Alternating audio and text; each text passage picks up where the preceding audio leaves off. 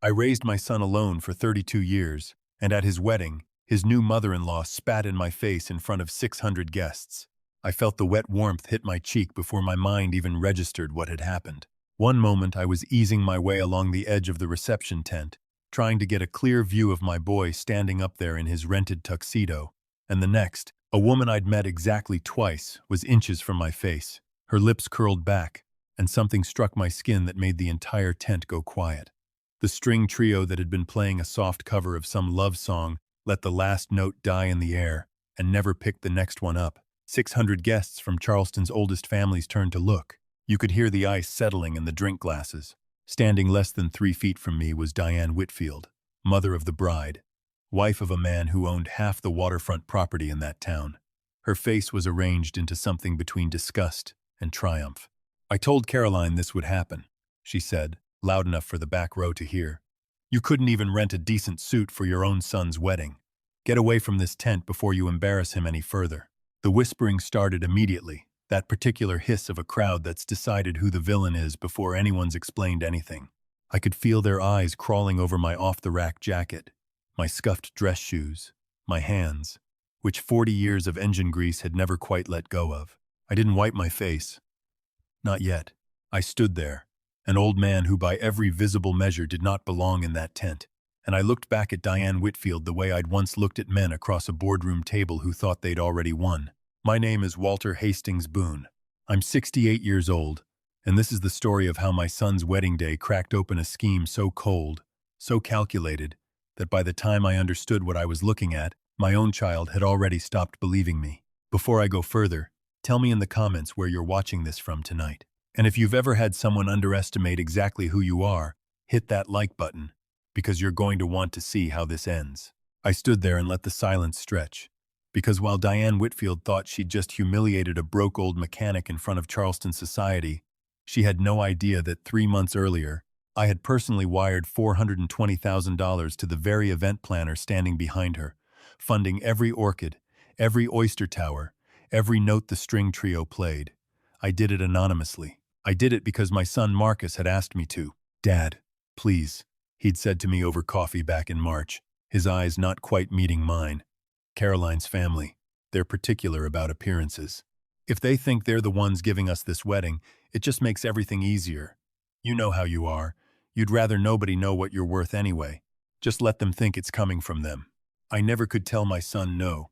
Not since his mother died when he was 6 years old and it became just the two of us in a 2-bedroom rental above a hardware store in Savannah, me working double shifts at the shipyard trying to keep food on the table and keep him in a school that didn't have metal detectors.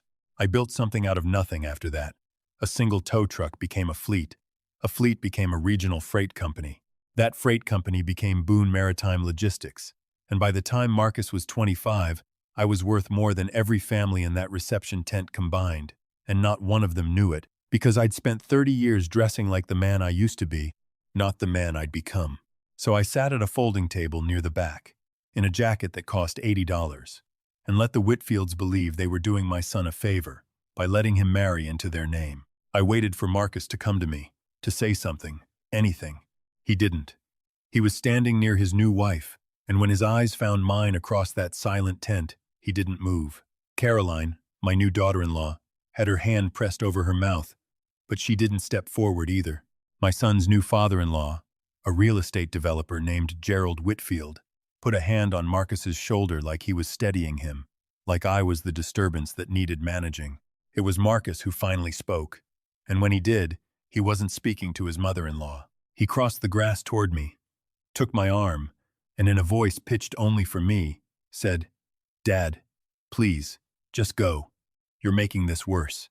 I let him walk me to the edge of the tent. The cold Atlantic wind coming off the harbor cut through my cheap jacket instantly, and it was only once we were outside, away from the lights and the string trio starting back up like nothing had happened, that the full weight of it hit me. My son had looked at his father getting humiliated in public, and his first instinct was to remove the father, not confront the woman who'd done it. I told myself it was the stress of the day. I told myself a lot of things that night, standing alone in the parking lot waiting for the valet to bring around my truck, a beat-up 2003 Silverado that had been sitting for 4 hours next to a lot full of leased Range Rovers. The rain started before the truck did, I stood under the valet awning, soaked through, and that's when I noticed Gerald Whitfield walking toward me with the kind of urgency that didn't match the calm expression on his face. "Walter," he said, extending a hand I didn't take. "I am so sorry about that. Diane's been dealing with some health issues, some medication her doctors had her on. It affects her filter, her judgment. She's mortified, truly. She'd never normally behave that way." It was a smooth story, a convenient one. It gave Diane an excuse, and it gave everyone else permission to move on. I said nothing, and Gerald mistook my silence for acceptance. "Look," he continued, lowering his voice, "the hotel we booked for you downtown, there's been a mix-up with the reservation. Some kind of double booking on their end. We've moved your things to a place out past the airport. It's clean. It's fine. Just simpler for tonight. Marcus asked me to let you know." Something cold moved through my chest that had nothing to do with the rain. "Marcus asked you," I repeated. "He's got enough on his plate tonight, Walter. Let the kids have their night. I'll make sure everything's smoothed over by morning." I drove to the downtown hotel anyway, because 30 years of running a company taught me that when someone hands you a story that's just a little too convenient, you check it yourself. The clerk at the front desk, a young woman with an apologetic face, confirmed what I already suspected. My reservation had been canceled 2 hours earlier. The request had come directly from Gerald Whitfield's office, listed as the event's designated coordinator, citing a family emergency on my end that required relocation. My bags, which I'd checked in the day before, had already been couriered to a motel 18 miles outside the city. Nobody double books a suite at a 5-star hotel by accident. Nobody needs to relocate a father's luggage without asking the father first, unless they need that father somewhere he can't watch too closely. I checked into the motel near the airport around midnight. The room smelled like bleach, fighting a losing battle against cigarette smoke, and the neon sign outside flickered red light across the popcorn ceiling all night. I didn't sleep. I sat on the edge of that lumpy bed running back through 6 months of small moments I'd let slide because I didn't want to be the paranoid old man who couldn't be happy for his son. Caroline had convinced Marcus to leave his job at the architecture firm 2 months after they got engaged, telling him her father could set him up with something better once the wedding was done, something that matched his new position. Marcus had moved out of the apartment I'd helped him furnish and into a guest house on the Whitfield property just until they found their own place. His calls to me had gotten shorter, and every opinion in them had started sounding suspiciously like Gerald's. And then I remembered the folder. 3 weeks before the wedding, I'd been at the guest house having coffee with Marcus on the porch when Caroline came out holding a thick manila envelope, her face arranged into the practiced brightness of someone delivering good news. "Daddy, my dad's lawyer just needs this signed before the wedding. It's just some paperwork updating beneficiary information now that our finances are getting combined. Don't worry about the legal stuff. I already read it." Marcus had signed every page without reading a word, the same trusting way he'd signed everything his whole life, because I'd raised him to believe that family didn't lie to family. I'd glanced at the letterhead as the pages turned. It was from Ashford Private Wealth, an exclusive firm downtown. The exact firm that managed the trust I'd set up for Marcus 15 years earlier. $8 million.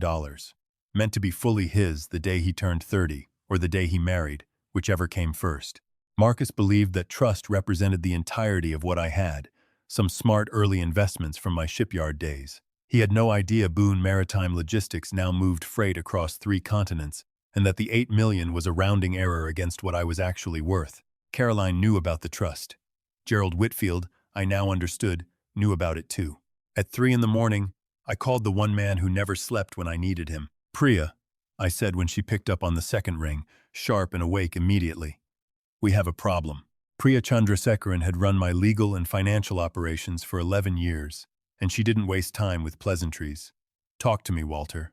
I told her everything, the water thrown in my face, the vanished hotel reservation, the folder Caroline had waved in front of my son without letting him read it. "I want a full financial picture of the Whitfield family," I said. "Every mortgage, every loan, every shell company. Quiet. No letters, no formal inquiries, nothing that tips them off. I want it by sunrise." "You think this is more than a bad in-law," Priya said. It wasn't a question.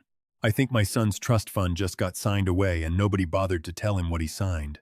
When the sun came up over that motel parking lot, I put on the one thing I'd packed almost as a joke, my old canvas coveralls from the shipyard years, stained permanently at the knees, the exact clothes I'd worn welding hulls 16 hours a day to keep Marcus fed. I climbed into my truck and drove straight to Ashford Private Wealth's downtown tower. The lobby had the hushed, expensive quiet of a place built to make ordinary people feel small. A receptionist in a sharp blazer looked at my coveralls and offered a smile that wasn't really a smile. "Sir, maintenance requests go through the building's service entrance around back." "I'm not here about the plumbing," I said. "I need to see whoever's managing the Marcus Boone Trust account, and I need to see them now." She started to explain, gently but firmly, that the senior partners only saw clients by appointment. I reached into the front pocket of my coveralls and set a matte black card on her desk, the kind reserved for clients with assets north of certain thresholds most people never think about. Her whole posture changed the second she read it. Less than 4 minutes later, a man in a gray suit was walking briskly toward me, sweat already beading at his hairline. "Mr. Boone, I had no idea. Please come with me." In his office, I didn't sit. 2 weeks ago, my son signed some paperwork his fiancée's family arranged. I want to see exactly what it authorized. He pulled it up. I watched the color drain from his face as he read it back to me in a voice that kept catching. It wasn't a beneficiary update. It was an irrevocable power of attorney, granting full control of the trust to Marcus's new father-in-law's firm for joint estate planning purposes, a phrase that meant nothing and everything. "Tell me nothing's moved yet," I said. His hands shook over the keyboard. A wire transfer for the full $8 million was scheduled to clear at 10 that morning, routing to an account in the Cayman Islands. It was 9:41. "Freeze it," I said. "Now." He hesitated, muttering about liability, about Gerald Whitfield's firm suing the bank. I leaned over his desk. "I am the man who set up that trust. I am telling you there is fraud in progress. And if that money leaves this building, I will make sure every regulator in this state knows your name personally. Freeze the account." He froze it. The transfer collapsed with 4 minutes to spare. My phone rang the second I stepped back out into the harbor wind. "Priya, with the audit results." "It's worse than we thought, Walter," she said. "Whitfield Development has been underwater for 3 years. The waterfront properties everyone thinks Gerald owns free and clear are mortgaged to the ceiling. He's been keeping the lights on with loans from a private lending group out of Miami that doesn't exactly file paperwork with the state. He owes them $18 million, and they've started making calls. $18 million in debt to people who didn't send polite reminder letters. And my son had just married into the middle of it." The picture assembled itself with sickening clarity. The wedding, the biggest, most expensive event Charleston high society had seen in years, hadn't been a celebration. It had been theater, a performance of wealth designed to keep creditors calm, while the Whitfields quietly drained my son's trust to cover their debts. Caroline hadn't married Marcus. Gerald had acquired him, the way you'd acquire an asset, an $8 million solution wearing a wedding tuxedo. My phone buzzed again before I'd even processed that thought. It was Marcus. For one hopeful second, I thought he'd found out the truth and was calling for help. "Dad," he said, and his voice was shaking, but not with fear, with fury. "What did you do?" "The Whitfields just called Caroline in tears. You froze our accounts? On our honeymoon week? Are you out of your mind?" Gerald had gotten to him first. Of course he had. "Marcus, listen to me. That folder Caroline had you sign—" "Don't!" he cut me off. "Don't you dare try to make this about Caroline's family being predators. Gerald has been nothing but generous to us. He's setting up a joint investment account so we can buy a house, and you swoop in like some kind of paranoid old man and freeze it because you can't stand that I have a family now that isn't just you. Marcus, I need you to trust me." "Trust you?" His laugh had an edge I'd never heard from him. "You've spent my whole life keeping secrets from me, Dad. God knows what else you're not telling me. Unfreeze the account. If you don't, I don't know what that means for us. I mean it." He hung up before I could answer. I sat in my truck outside that glass tower, gripping the wheel, and let myself feel it for exactly 10 seconds. The specific pain of your own child choosing the story a stranger told him over 30 years of proof. Then I called Priya back. "They want to play games with money," I said. "Fine. Find out exactly who's holding Whitfield's $18 million in debt. We're buying it." Over the next 2 days, Priya and I built a shell, a fictitious private equity fund out of Zurich called Meridian Vantage, complete with a paper trail clean enough to survive a background check. We reached out to Gerald Whitfield through an intermediary, expressing sudden, aggressive interest in acquiring his waterfront holdings dangling a number specifically calculated to be just enough to clear his underground debt and leave him breathing room. $22 million. He responded within 3 hours, bypassing his own lawyers entirely. Desperate men don't ask questions about lifeboats. We arranged a meeting at a private suite at the Vendu, a boutique hotel on the harbor, Friday afternoon. I didn't go in. Priya went in my place, in a sharp charcoal suit that radiated exactly the kind of cold European money Gerald was hoping to save his family with. I sat in a surveillance van 2 blocks away, listening through a hidden microphone sewn into her briefcase lining. Gerald walked in confident. Within 20 minutes, drunk on the relief of a lifeline he thought had appeared out of nowhere, he started bragging about the wedding being a strategic performance, about Diane spitting in my face as a necessary message to send, so I wouldn't come around asking questions. And then, unprompted, about the real plan. The trust was only step 1, I heard him say, his voice thick with self-satisfaction. Once the 8 million clears, we consolidate everything into joint accounts. My daughter's already talking to a specialist about Marcus's anxiety. Nothing dramatic, just enough documentation that if things go sideways later, we've got grounds to manage his affairs directly. His father's an old mechanic living off diesel fumes. He's not going to out-lawyer us. I sat in that van with my jaw clenched so tight it ached. This wasn't just theft. It was a long con to eventually declare my son mentally unfit and seize control of everything he had, built patiently over months, dressed up as love. Then Gerald's phone rang. He stepped onto the balcony, thinking he was alone. I turned the receiver up to its limit and heard a woman's voice on the other end, sharp, impatient. Gerald's tone shifted immediately into something private, something rehearsed. "Renata, I told you not to call during the day. I know Sophia misses me. Tell her daddy's almost done here. Just a few more weeks. A daughter. A second family, hidden entirely from Diane, entirely from Caroline, entirely from the world that thought the Whitfields were Charleston royalty. Once this Zurich money clears," he continued, voice dropping lower, "I'm done playing house here. Diane can keep the name and the mortgage. I'm taking my share, and I'm coming to you and Sophia. We'll finally be a real family." I sat back in that van in absolute silence. Not rage anymore. Something colder and more precise than rage. Gerald Whitfield wasn't just draining my son's trust to cover a debt. He was planning to strip everything he could from both families and vanish, leaving Diane exposed to the debt, leaving Caroline and Marcus as collateral damage, and leaving a second, secret daughter as his actual escape plan. I gave Priya the signal. Buy the debt. All of it.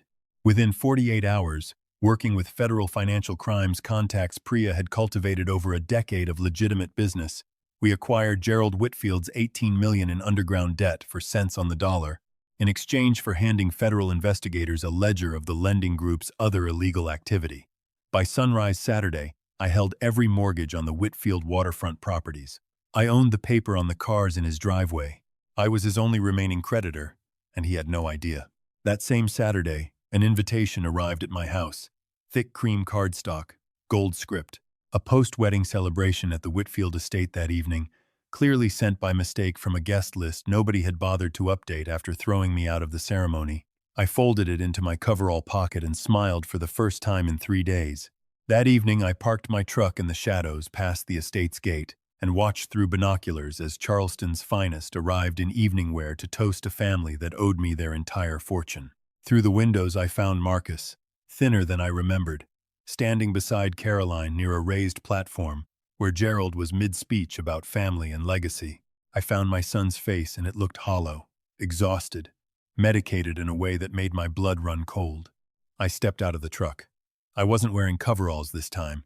I'd changed into the navy suit I wore to board meetings, the one that had never once appeared in front of anyone in that town. Priya arrived with 2 federal agents from the Financial Crimes Division, the price of the ledger we'd handed over 2 days earlier. We walked up that cobblestone drive together, and when the private security at the door tried to stop us, the agents unzipped their jackets just enough to show badges, and the guards stepped aside without a word. I didn't knock. I put my shoulder into the heavy front door and let it swing open hard enough to silence the string quartet mid-note. Every head in that ballroom turned. Gerald froze at the podium, champagne glass halfway to his lips, and for one long second I watched pure confusion curdle into fury on his face. "You have some nerve showing up here," he said, starting down off the platform toward me. Get him out of my house. I reached out, lifted a glass of ice water off a passing waiter's tray, and poured it slowly, deliberately, onto the toes of his $800 shoes. The gasp that went through that room was audible. Gerald stood frozen, staring down at his ruined shoes, and for the first time in 3 days, I felt something in my chest unclench. The water was cold on my face on Tuesday too, Gerald, I said. Funny how that feels different when it's not going your way. Diane pushed through the crowd, opened her mouth to scream at me, and I simply held up my phone and pressed play. Gerald's voice filled that ballroom, boasting about the wedding as theater, about Diane's spit as sending a message, about grounds to have Marcus declared unfit, about Renata, about Sophia, about being done playing house. Diane went white. Caroline sat down hard in the nearest chair like her legs had given out. And Marcus, my son, who 3 days earlier had told me he didn't know what to believe, stood in the middle of that ballroom hearing his father-in-law describe him as a mental incompetency case, to be managed rather than a person to be loved. Gerald lunged for Caroline, tried to pull her toward a side door, some last desperate instinct to control the room, and I simply raised my hand. The two agents stepped forward without a word. I'm the sole creditor on every property you own, Gerald, I said, loud enough to reach the back tables. The company holding your $18 million in debt is mine. You don't own this house. You don't own the cars in your driveway. You own nothing, and it's about to get considerably worse. The agents read him his rights, as the entire ballroom watched Charleston's golden family disintegrate in real time. Guests began quietly slipping toward the exits, abandoning half-full glasses on every surface, desperate not to be seen anywhere near what remained. Diane didn't get arrested that night, not for the debt. But I watched her realize in real time that every friend in that room now knew exactly what kind of house she'd built her name on, and I watched the calculation in her eyes, understanding she had nothing left to threaten me with. Marcus crossed that ballroom toward me on legs that didn't look steady. He didn't say anything at first. He just wrapped his arms around me the way he used to when he was small enough to still believe I could fix anything, and I felt him shaking. Dad, he said finally into my shoulder, I'm so sorry. I should have believed you. You believed the people who were supposed to love you, I told him. That's not a failure, son. That's just what happens when good people trust the wrong family. 3 months later, the Whitfield estate sold at auction, and I donated every dollar of my share to a legal aid fund that helps families fight financial exploitation by in-laws and predatory guardianship schemes. Gerald is currently awaiting trial on federal wire fraud and conspiracy charges. Diane filed for divorce the week after the gala and, as far as I know, hasn't spoken to a single person from that old social circle since. Marcus moved back into his old apartment for a while. Now he's got a small place near the water, and most Saturdays you'll find him in my garage with me, hands black with grease, learning to rebuild the engine of that same old Silverado that sat in a valet line surrounded by luxury cars the night this all started. He asked me last weekend why I never told him how much I was actually worth all those years. I told him money was never the thing I was trying to protect. It was him. And sometimes the only way to really protect the people you love is to let them see exactly who someone is, even when it costs you everything to wait for that truth to surface on its own. If you've ever had to watch someone you love get fooled by people who didn't deserve them, I want to hear about it in the comments below. And if this story meant something to you tonight, go ahead and hit subscribe, because there are more stories like this one still to come.